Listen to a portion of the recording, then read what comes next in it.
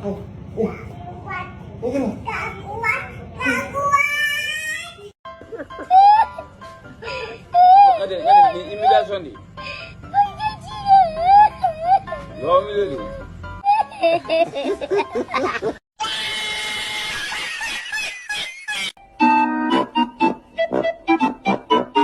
Imagination. Nice.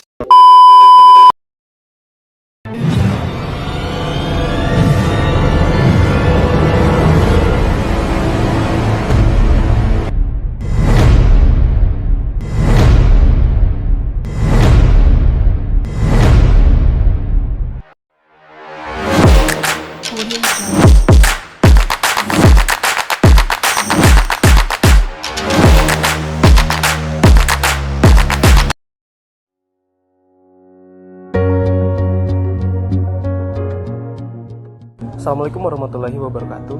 Di sini saya akan menjelaskan kalimat kuantor. Pengertian kalimat kuantor. Kalimat kuantor adalah konsep yang digunakan dalam logika matematika untuk menyatakan sebuah pernyataan yang berlaku untuk semua elemen atau beberapa elemen dalam sebuah himpunan. Dalam logika, kalimat kuantor berfungsi untuk membuat pernyataan yang berlaku untuk setiap elemen dalam suatu himpunan atau setidaknya untuk bagian dari elemen tersebut.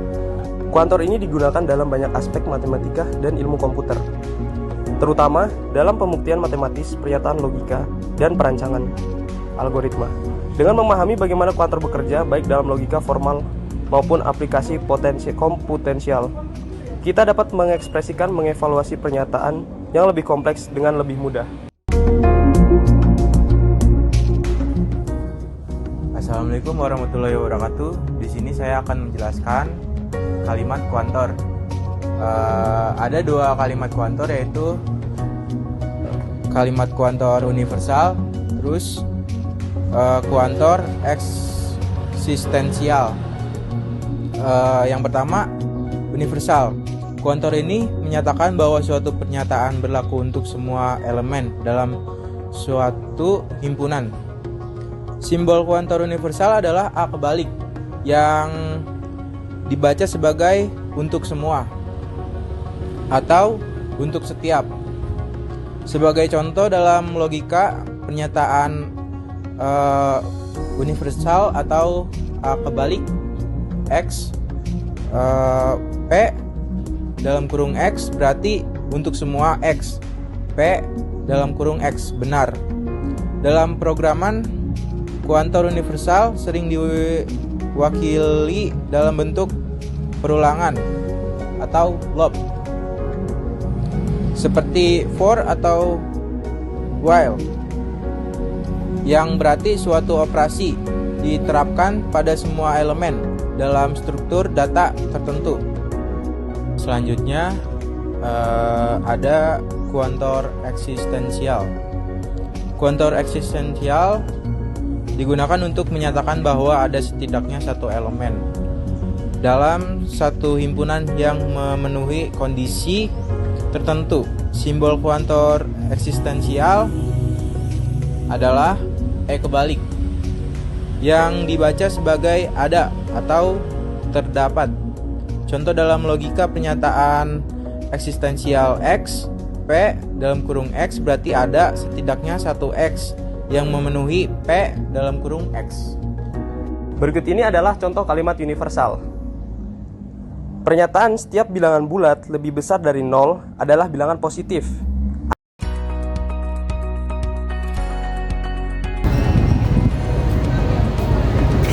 Halo Kak. Halo, Mau nanya dong Kak, itu lagi belajar apa sih Kak? kita lagi belajar sistem digital. Nah, sistem digital tuh apa sih Kak? Jadi sistem digital ini kalau bisa aku jelaskan adalah sistem yang bekerja dengan sinyal diskret, khususnya sinyal biner yang direpresentasikan dengan dua kadar antara 0 dan 1. Ini adalah dasar dari sistem komputasi modern dan perangkat elektronik digital. Ciri-ciri sistem digital itu sendiri ada menggunakan sinyal diskret yang diwakili oleh bilangan biner 0 dan 1. Terus lebih tahan terhadap noise karena hanya memiliki dua kondisi logis, yaitu high and low atau 0 dan satu itu sendiri. Lebih mudah diimplementasikan dalam kombinasi, pemrosesan data, dan komunikasi digital. Digunakan dalam komputer, ponsel, perangkat LOT, kamera digital, dan hampir semua teknologi modern. Wah, kayak asik banget tuh mereka. Asik lah pastinya. Kalau kakaknya sendiri lagi belajar apa sih itu? Sistem analog, Kak. Kayak apa sih sistem analog ini? Sistem analog adalah sistem yang menggunakan sinyal kontinu untuk merepresentasikan informasi, data yang dihasilkan atau diproses oleh sistem analog, Oke. yaitu berupa seperti sinyal yang nilainya dapat berubah secara terus-menerus dalam rentang tertentu. Sinyal analog ini biasanya ditemukan dalam berbagai fenomena fisik seperti suara, cahaya, atau suhu yang secara alami bervariasi dalam berbentuk gelombang kontinu. Berarti antara sistem digital dan juga analog berbedanya cukup jauh ya Kak, dan juga signifikan ya? Iya betul, Kak. Nah, di sini ciri-ciri sistem analog juga ada loh, Kak. Ada ya? Apa aja tuh? Yang pertama, menggunakan sinyal kontinu yang berubah secara mulus. Yang kedua, rentan terhadap noise dan distorsi. Yang ketiga, lebih sulit dikendalikan Ya. dan proses dibandingkan sinyal digital. Oke, jadi seperti itu ya sistem analog. Iya, Kak, seperti itu. Oke deh Kak, makasih ya. Welcome. Assalamualaikum warahmatullahi wabarakatuh. Perkenalkan, nama saya Raffi dari kelas 304. Di sini saya akan menjelaskan materi tentang sistem bilangan. Ada yang udah tahu sistem bilangan? Sistem bilangan adalah metode untuk mempresentasikan angka dalam berbagai basis dan memproses data di dalam komputer. Ada beberapa jenis sistem bilangan yang umum digunakan dalam komputer. Masing-masing memiliki cara kerja dan kegunaannya. Yang pertama, jenis-jenis sistem bilangan. Jenis-jenis sistem bilangan dibagi menjadi 4. Yang pertama ada sistem bilangan desimal. Sistem bilangan desimal adalah sistem yang paling sering digunakan oleh manusia dalam kehidupan sehari-hari. Sistem ini menggunakan 10 digit, yaitu 0 hingga 9, dan setiap digit ditempatkan dalam nilai tertentu berdasarkan basis 10. Yang kedua ada sistem bilangan biner. Sistem bilangan biner adalah sistem yang digunakan oleh komputer. Sistem ini hanya menggunakan 2 digit, yaitu 0 dan 1. Karena komputer bekerja dengan sinyal digital yang memiliki 2 keadaan, yaitu on dan off.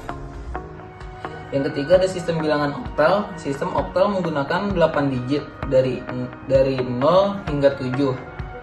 Sistem ini sering digunakan untuk mepresentasi singkat bilangan biner karena setiap digit oktal bisa diwakili oleh 3 digit biner. Yang keempat ada sistem bilangan heksadesimal. Sistem heksadesimal menggunakan 16 simbol, yaitu 0 sampai 9 dan A sampai F, di mana A hingga F mewakili nilai 10 hingga 15. Heksadesimal sering digunakan dalam pemrograman karena memungkinkan representasi bilangan biner yang lebih ringkas dan mudah dibaca. Yang kedua ada konversi antara sistem bilangan. Konversi antara sistem bilangan adalah proses yang penting dalam logika informatika untuk memahami dan bekerja dengan berbagai representasi data. Sama, dibagi menjadi 4. Yang pertama ada konversi desimal ke biner. Metode untuk mengubah bilangan desimal ke biner melibatkan pembagian bilangan dengan 2 dan mencatat sisa pembagian. Proses ini diulangi sampai hasil menjadi 0. Yang kedua ada konversi biner ke desimal. Untuk mengonversi bilangan biner ke desimal, setiap digit biner dikalikan dengan pangkat 2 sesuai posisinya, dan hasilnya dijumlahkan untuk mendapatkan nilai desimal. Yang ketiga, konversi oktal ke biner, dan sebaliknya, konversi antara oktal dan biner dilakukan dengan mengganti setiap digit oktal dengan representasi biner 3 digit atau mengelompokkan 3 digit biner menjadi satu digit oktal. Yang keempat, konversi heksadesimal ke biner dan sebaliknya. Konversi antara heksadesimal dan biner dilakukan dengan mengganti setiap digit heksadesimal dengan representasi biner 4 digit atau mengelompokkan 4 digit biner menjadi 1 digit heksadesimal. Perkenalkan, nama saya Farid Afsyah dari kelas 01 TPLM 004. Di sini saya akan menjelaskan aritmetika dalam sistem biner, dalam sistem bilangan. Apa itu operasi aritmetika? Operasi aritmetika seperti penjumlahan, pengurangan, pembagian, dan perkalian dapat dilakukan dalam semua sistem bilangan. Namun, dalam logika informatika, penjumlahan dan pengurangan dalam sistem biner merupakan operasi yang paling umum, terutama dalam perhitungan yang dilakukan oleh prosesor komputer. Penjumlahan dalam sistem biner mengikuti aturan yang serupa dengan penjumlahan desimal, tetapi hanya 2 digit saja, yaitu 0 dan 1. Pengurangan dalam sistem biner juga mengikuti prinsip pengurangan dengan meminjam dari kolom sebelahnya ketika diperlukan. Apa pentingnya sistem bilangan? Sistem bilangan memiliki peranan krusial dalam logika informatika dan komputasi. Dalam komputer, data direpresentasikan sebagai bilangan biner, dan seluruh operasi komputasi dilakukan menggunakan bit-bit biner. Memahami sistem bilangan membantu dalam memahami cara kerja komputer, mulai dari penyimpanan data, pemrosesan, hingga komunikasi antar perangkat. Bilangan juga berperan dalam arsitektur komputer, algoritma, dan protokol komunikasi. Bilangan biner khususnya digunakan untuk merepresentasikan semua bentuk dan digital dalam perangkat keras dan perangkat lunak. Dengan memahami konsep ini, para profesional dalam bidang informatika dapat merancang sistem yang lebih efisien dan tepat dalam memproses informasi.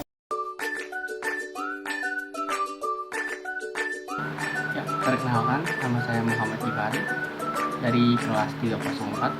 Saya akan menjelaskan tentang sistem operasi bilangan. Nah, sistem operasi bilangan itu adalah cara untuk mewakili bilangan dengan simbol-simbol tertentu. Nah, simbol-simbol itu ada jadi 4 jenis. Nah, 4 jenis itu ada desimal, biner, heksadesimal, dan oktal. Desimal ada 10 bilangan. Nah, 10 bilangan itu terdiri dari 0, 1, 2, 3, 4, 5, 6, 7, 8, 9. Kalau biner ada 2, diwakilkan oleh 0 dan 1. Heksadesimal ada 16. Ada 0, 1, 2, 3, 4, 5, 6, 7, 8, 9, A, B, C, D, E, F. Nah, oktal ada 8 bilangan. Nah, di oktal itu ada 0, 1, 2, 3, 4, 5, 6, 7. Nah, itu dia jenis-jenis sistem bilangan.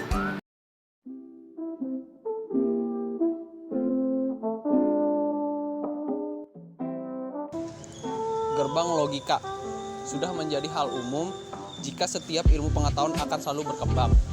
Begitupun dengan ilmu pengetahuan elektronika yang selalu mengalami perkembangan. Elektronika itu sendiri dapat diartikan sebagai suatu sistem elektronika yang sangat dapat dihubungkan dengan sinyal digital elektronika. Digital berasal dari aljabar Boolean dan digunakan pada banyak perangkat seperti telepon, komputer, dan sebagainya. Pada dasarnya, sinyal digital merupakan memiliki sifat-sifat terputus-putus. Selain itu, sinyal digital ini biasanya dilambangkan dengan suatu notasi aljabar 1 dan 0. Notasi 1 melambangkan jadinya sebuah sinyal digital pada suatu benda, sedangkan notasi 0 melambangkan tidak adanya hubungan pada suatu benda. Elektronika juga dikenal sebagai sebutan lain, yaitu rangkaian digital. Penyusunan dari rangkaian digital disebut dengan gerbang logika. Sama dengan namanya, maka gerbang logika menjalankan operasi logika. Biasanya gerbang logika menjalankan operasi logika pada satu atau lebih masukan serta menghasilkan keluaran yang tunggal. Gerbang logika adalah penyusun elektronika digital yang setiap cara kerja rangkaian pada gerbang logika menggunakan prinsip aljabar Boolean. Pada dasarnya, dalam ilmu elektronik, suatu suatu masukan dan keluaran dibangun oleh yang namanya voltase atau arus. Voltase ini biasanya dihubungkan dengan saklar. Oleh karena itu, gerbang logika bisa dikatakan sebagai bermacam-macam saklar yang mengimplementasikan aljabar boolean pada sistem elektronik. Dengan adanya saklar, maka barang-barang elektronik tertentu bisa digunakan dengan semestinya, menghasilkan keluaran logika soliter. Gerbang logika memiliki beberapa bagian, yaitu resistor, transistor, dan diode. Ketiga, bagian tersebut akan melakukan operasi sederhana atau operasi kompleks hanya dengan menggabungkan beberapa gerbang logika. Pada gerbang logika terdapat bagian yang bernama sirkuit atau IC.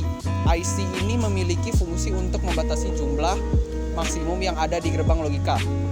Sebelum adanya peningkatan pada sirkuit terpadu IC, jumlah gerbang logika yang dibutuhkan pada elektronik digital sangatlah sedikit. Setiap operasi gerbang logika akan dipresentasikan menggunakan tabel kebenaran dalam tabel kebenaran angka. 1 menandakan bahwa nilai benar atau true, dan angka 0 bernilai salah atau false. Sistem logika yang semakin berkembang, maka sistem elektronik akan semakin berkembang juga.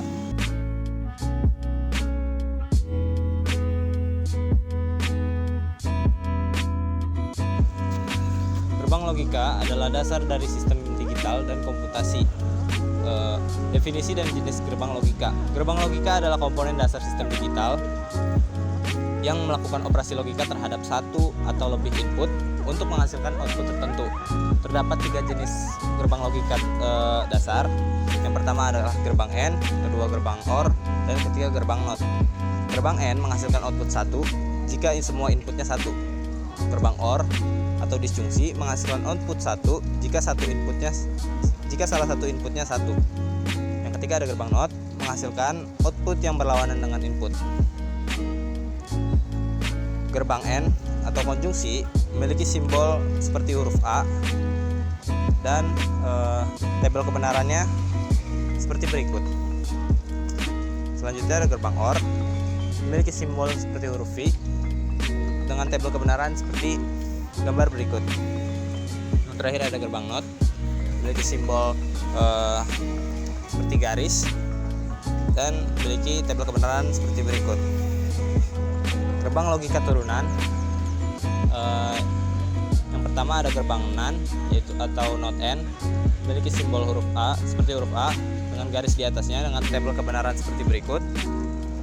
Yang kedua ada gerbang NOR atau NOT OR memiliki simbol seperti huruf V dengan garis di atasnya dengan tabel kebenaran seperti gambar berikut. Dan yang ketiga ada gerbang XOR atau exclusive OR. Simbolnya seperti lingkaran dengan tanda plus di tengahnya dengan tabel kebenaran seperti gambar berikut. Dan yang terakhir ada XNOR dengan simbol gambar lingkaran dengan titik di tengahnya dengan tabel kebenaran seperti gambar berikut. Contoh aplikasi gerbang logika, ada yang pertama ada di sistem keamanan. Gerbang AND digunakan untuk memastikan bahwa kedua kondisi, misalnya kartu dan PIN, terpenuhi sebelum membuka pintu. Yang kedua ada di sistem alarm. Gerbang OR digunakan untuk memicu alarm jika salah satu sensor, misalnya sensor gerak atau sensor asap, teraktifkan. Dan yang terakhir ada sistem kontrol otomatis. Gerbang NAND digunakan untuk mengontrol motor listrik berdasarkan kondisi tertentu.